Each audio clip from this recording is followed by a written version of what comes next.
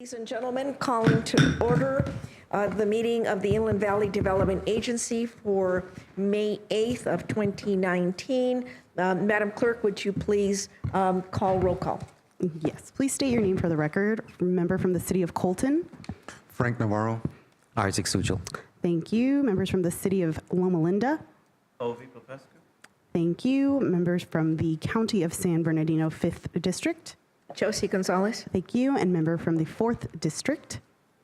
Kurt Hagman. Thank you. And members from the City of San Bernardino. Theodore Sanchez.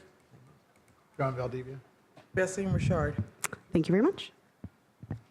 All right, thank you very much. At this time, although I had told some of you that I was going to open the meeting and bring item number 3 forward, it seems that that is no longer necessary, and we will be going directly into closed session.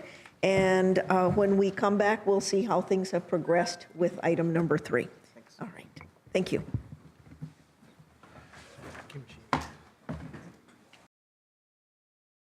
Calling this meeting back to order. Legal counsel, is there any reportable action from closed session? There is not, Madam Chair. All right, hearing none at this time. Let's stand for the Pledge of Allegiance quickly. Place your hand over your heart. Are you ready? Begin. I pledge allegiance to the flag of the United States of America and to the republic for which it stands, one nation, under God, indivisible, with liberty and justice for all. Thank you very much. Please be seated, and Lord, please bless this meeting that we do a good job here. At any time, Mr. Burrows, do we have any items to be added or deleted from the agenda? No items. Board members, any conflict of interest statements you need to make now? Hearing none, we move on to any informational items. Mr. Burrows. We have just a few, and in deference to our partners' time, I will just thank everyone that attended our World Trade Week conference last week. We really All right, can everybody hear? Can you get a little Can closer? you hear me okay? There it we is. go. There it is. All right. So I just wanted to thank several of you took time out of your day to attend our World Trade Week conference last week. We really appreciate it. We did get quite a bit of positive feedback from Department of Commerce, as well as our officials from the port and our District Export Council partners. So again, thank you for that. I would like Ms. Pritchett to give you a short update on personnel, and we'll embarrass Ms. Leone as part of this. So Kat, please. Of course, thank you. We plan to make a practice of keeping the board apprised on personnel actions as they come up throughout the year. With the current staff of 17 and very low turnover, many months we won't have anything to report, thankfully. But we were recently informed by Sharon Leon here to my right, who is our longtime property manager, that she has announced her retirement effective mid-July. We congratulate Sharon and wish you the absolute best and have a lot of projects for you to finish on your way out. So in preparation for the vacancy, we did recruit for the position. It is closed. We received 134 resumes, of which we are shortlisting down to about 6 to 8 for interviews, which we anticipate holding within the next couple weeks. The position should be filled by the end of the fiscal year, so we will keep you updated as that moves forward. With that, that's all the action we have right now, but I'm happy to answer any questions. All right, thank you, Ms. Pritchett. Mr. Burrows, anything else? That concludes our reports. Thank And you. in the interest of time, I will be speaking to you, and perhaps we can bring back an item for discussion relative to the event, the International Trade Conference that was held, perhaps a way to plan for next year and also bring all of the new members on board. Certainly. All right, with that said, I am taking the privilege of the chair to move the agenda up to item number 3 because we have a guest and a special opportunity to consider and discuss the status of the Inland Valley Development Agency joint power. Wait a minute, is that the right one? It'll be item 10. Pardon me? It'll be item 10. Item 10. Oh, heavens.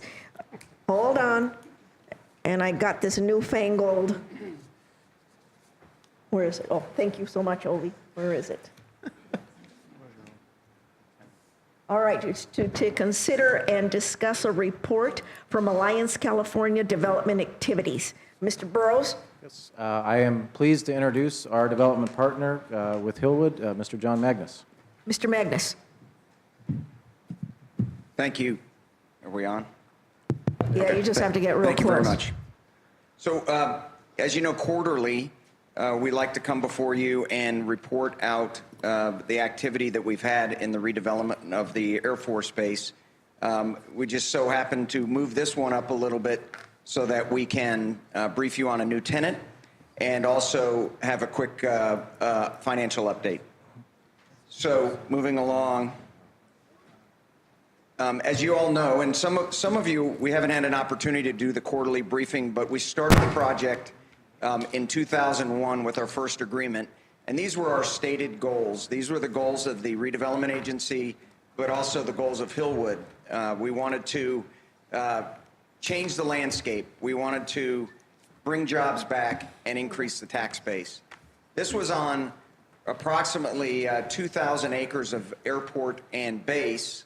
But we also went off the base and started to acquire property. So this map shows the base property, and the blue figures there are properties that we've acquired since then, since 2001, and have redeveloped. So another 350 acres off the base have been put back into production from essentially zero on the tax base to a positive taxing situation with the county.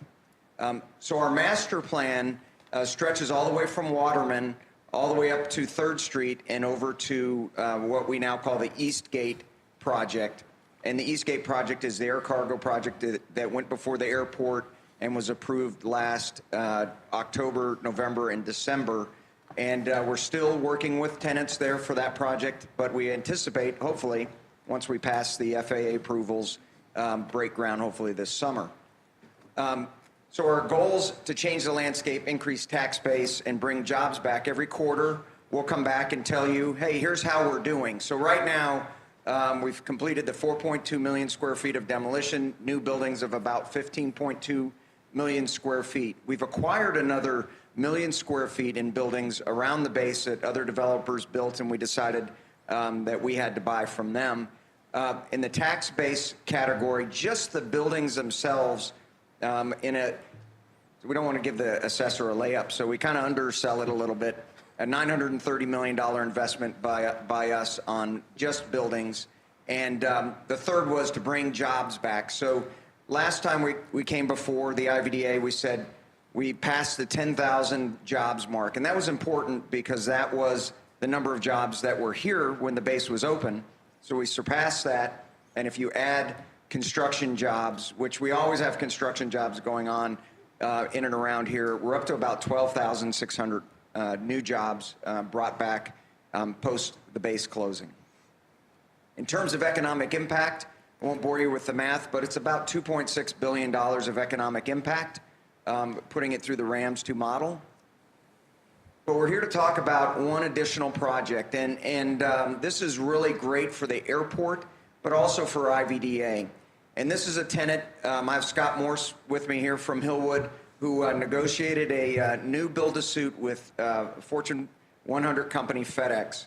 And why is that building important? This is an air cargo building off airport. So last year, if you remember, we came before the airport and said we're going to retrofit a hangar that the airport owns and put FedEx inside a hangar.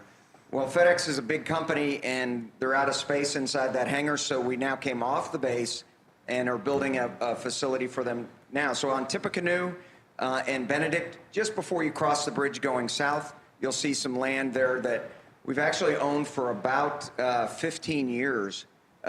We have put that into production now and should open up a facility about March of next year for FedEx.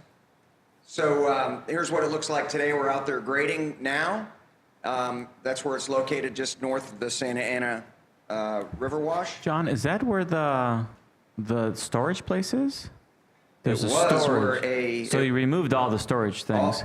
All the illegal outdoor storage, other people would call it dumping. Oh, Yes. but that looked like a very well organized. No.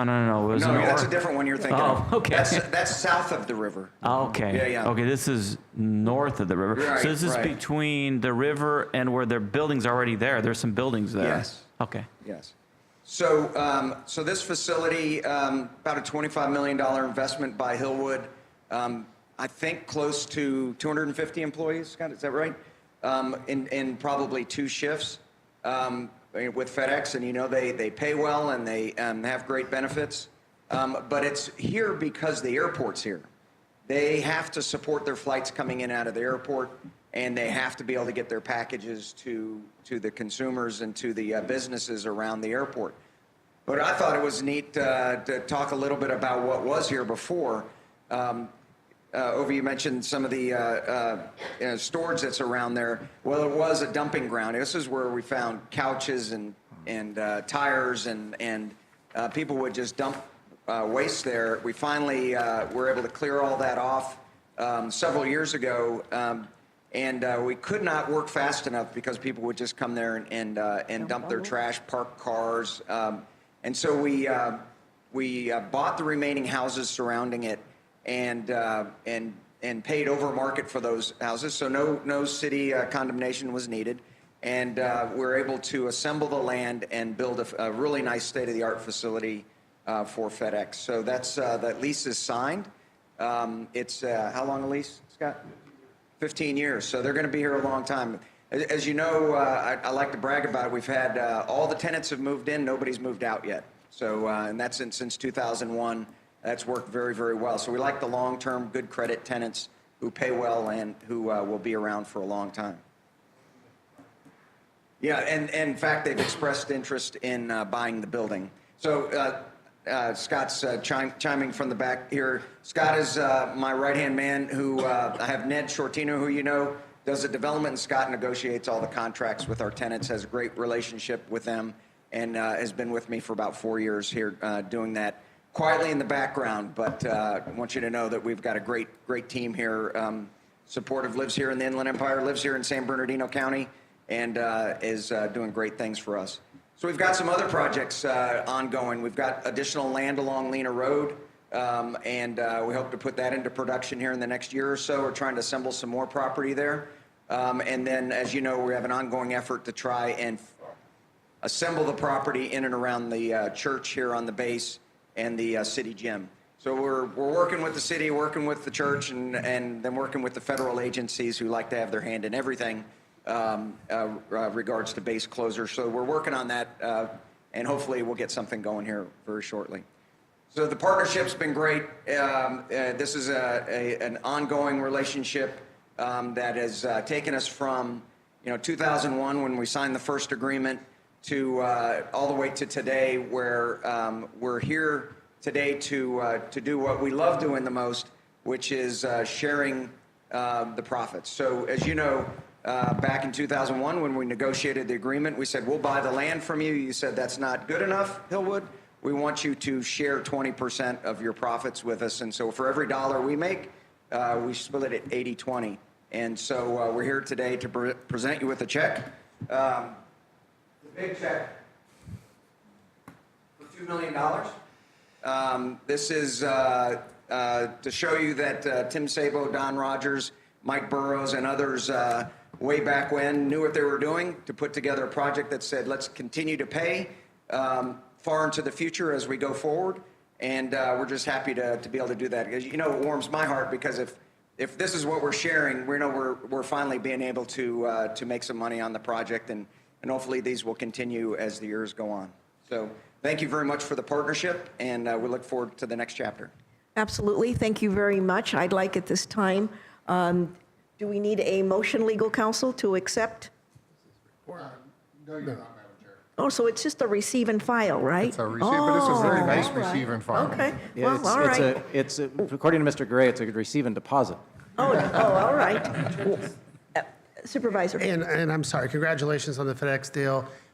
When it is outside the original property that we have for the base, so in this particular case, your company went out and bought this property, your company recruited and billed and made the deal.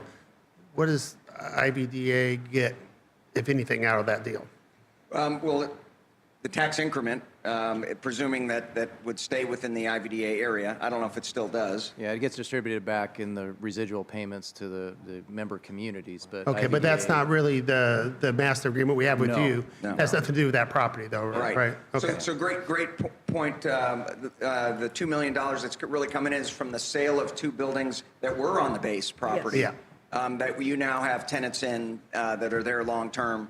And one of them, one of the tenants is B.J. Patterson in Pacific Mountain Logistics. I know you all know him. He's been here in the county for a long time with a startup business, and it's doing phenomenally. And so these are small buildings, but just as important as the big buildings. Yep.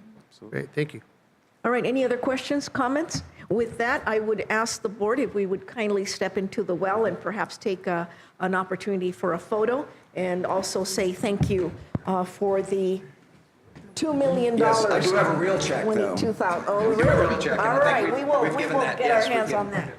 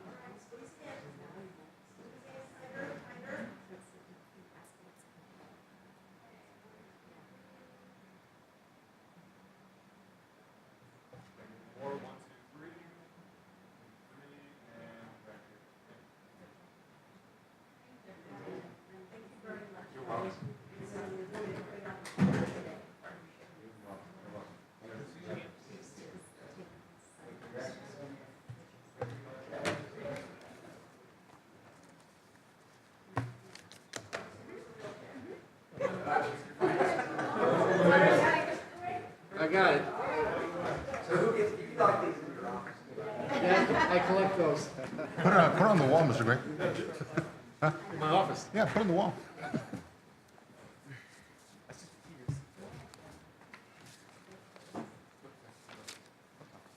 Thank you very much, Mr. Magnus. Safe travels.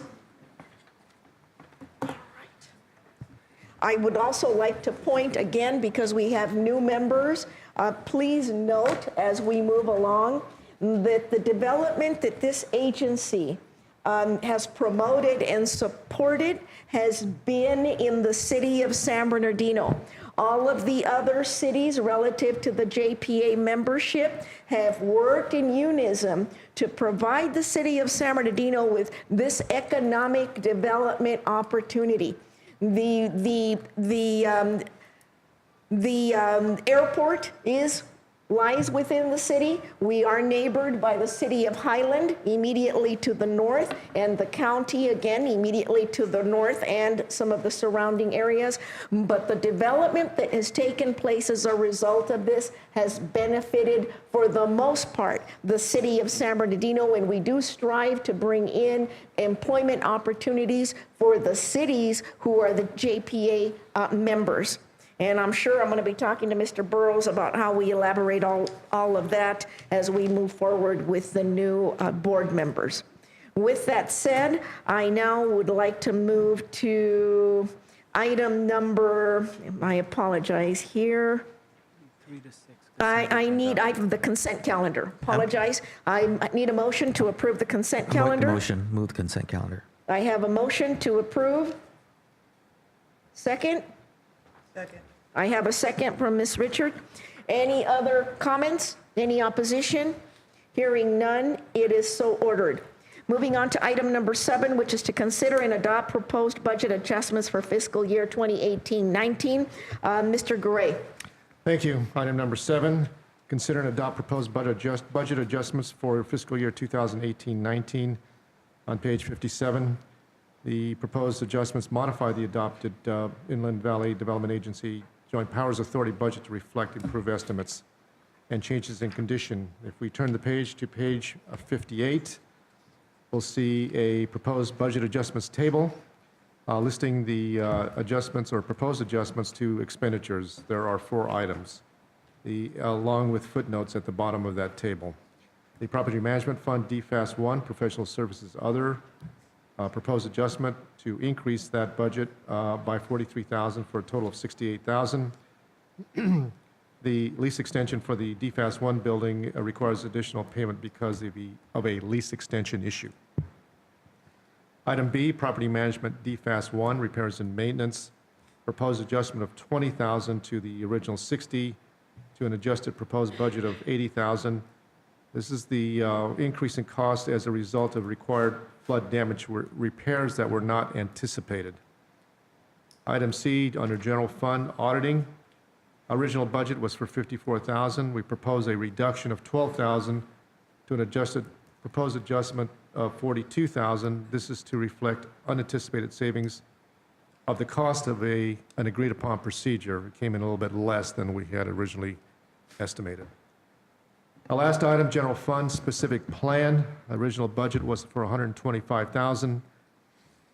Request a proposed adjustment of $51,000 to a proposed adjusted budget of $74,000.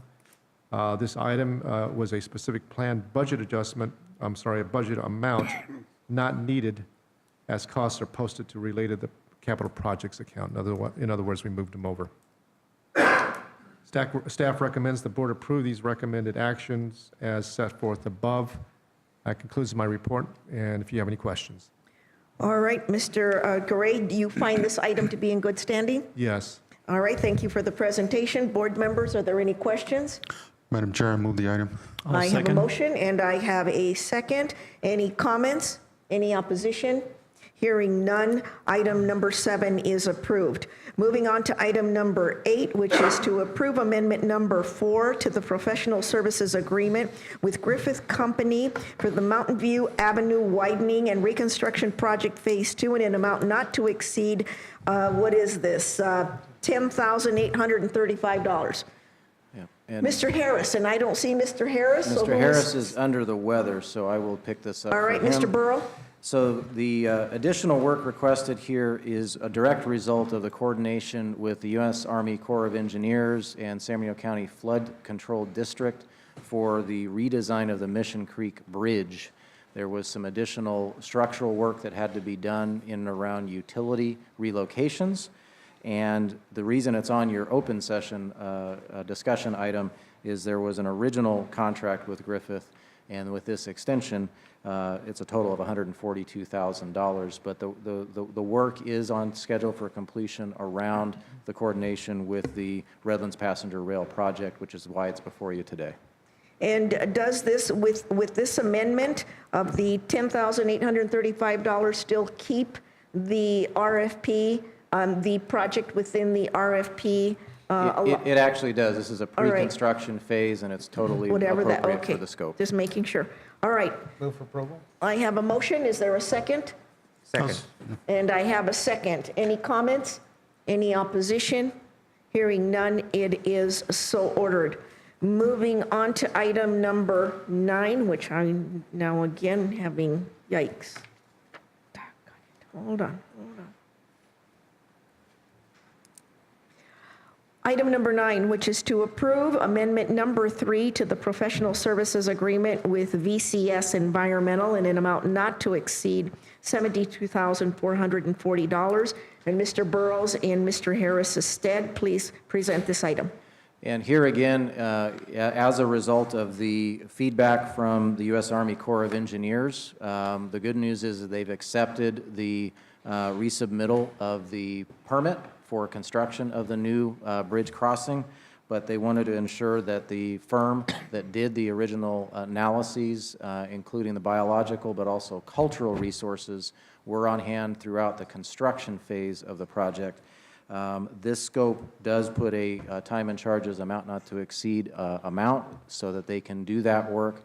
The Army Corps did request some additional cultural resources data, which they're prepared to compile and submit.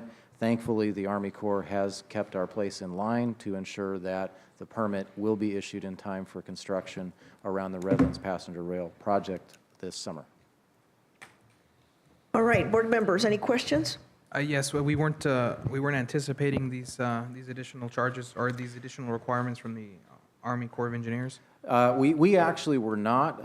It is within the Army Corps purview to be able to accept the initial application with the base biological and cultural data. It is Army Corps staff that requested an additional report, which drives the additional scope. To stay out of the minutia of all the other small details, do you have kind of a basic understanding of what it is, what additional information they were asking for? Yes. The Mission Zanja Channel, they are concerned. It is not a historic property when it comes to State Office of Historic Preservation, but they want to ensure that a wider breadth of parcels, assessor parcel numbers, are assessed for their files.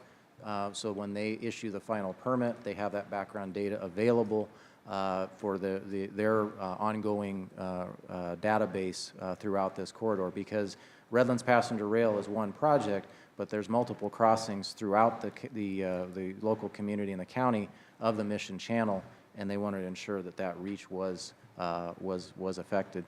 And while you are under construction, they wanted additional monitoring for biological resources. That's what drives the scope. Okay. But you mentioned some of these other projects, but wouldn't those other agencies be charged with covering those studies? Again, per crossing, the Army Corps of Engineers, due to waters of the U.S., has complete broad purview to make conditions of approval. This is a condition of approval. Right. So basically, we had no choice. The Fed said we got to do it. Right. Any additional questions? If not, I'll entertain a motion. Move for approval. I have a motion, and I have a second. Any additional comments? Any questions? Any opposition? Hearing none, item number 9 is approved. Moving on to item number 11, which is to consider and discuss a report on the airport gateway specific plan. Mr. Burrows. So I wanted to, well, that's Alliance California. I like that one. Mm-hmm. So the airport gateway specific plan, we are rounding the final stages of the infrastructure analysis, and I wanted to bring this to your attention because it affects at least 2 of the agencies on this dais right here. So the boundaries of it you see there, Tippecanoe to the west, 6th Street to the north, the 210 freeway to the east, and then 3rd Street on the southerly border. If you go to the next slide, there is, yet again, we're on a theme here. So waters of the U.S. The City Creek bypass, believe it or not, is listed also on the Army Corps listing for waters of the United States. Mm-hmm. I wanted to bring to your attention that the ownership of that channel is actually divided, and it's in part as a result of Norton Air Force Base.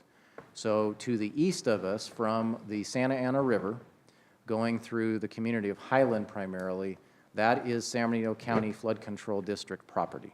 So they own it, they regulate it, they have maintenance responsibilities. Once you dip below 3rd Street, the blue segment is actually under Sabia ownership. So even though it shows up on the waters of the U.S., San Bernardino County Flood has no easement through there.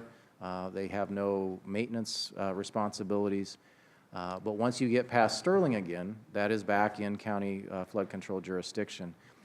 We've had several meetings, most recently about 2 weeks ago, with all the affected jurisdictions, including City of San Bernardino, City of Highland, San Bernardino County Flood Control District, and I wanted to make you aware that we are working together to come up with a common design for the ultimate improvement of this entire flood control, channel all the way over to essentially Warm Creek. County Flood has been very cooperative in that, and we are working on a design criteria that should work also for the regulatory agencies. County Flood's current design is a little bit dated when it comes to the regulators because it's full concrete line, and as we know, Regional Board wants open bottom, and San Bernardino County Flood has agreed to work with us on a design criteria. This will get included in the specific plan, so any development throughout this corridor will know exactly what they would be conditioned to improve long-term, and all the baseline hydrology would be updated for everybody's knowledge and information. You may hear about it from several sub-consultants, and I wanted to make sure you knew firsthand this is what the request is and who's involved. So that concludes my report.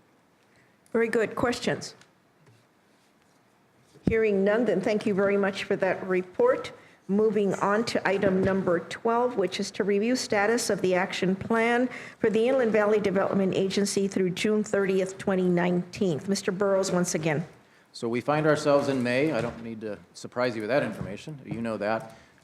You've just got your snapshot of the specific plan. We had a productive Finance and Budget Committee earlier today. There is a draft budget in the works with Mr. Garay and his team, and we are on track to be able to present that to you at your next meeting. On the grant initiative side, as was in the informational item, the Sterling Avenue grant for Department of Commerce is in final draft form in partnership with San Manuel and the City of Highland, and we should be submitting that for review to Department of Commerce later this month. Next meeting would be the budget time, and that concludes my report.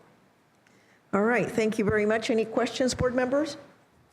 Hearing none, I will say very quickly that we had a bit of a discussion and would like to give direction with the consensus of the board that for our next meeting that perhaps you might agendize a discussion item for a strategic goal setting session that we might then discuss and be able to provide input and direction for you as desired.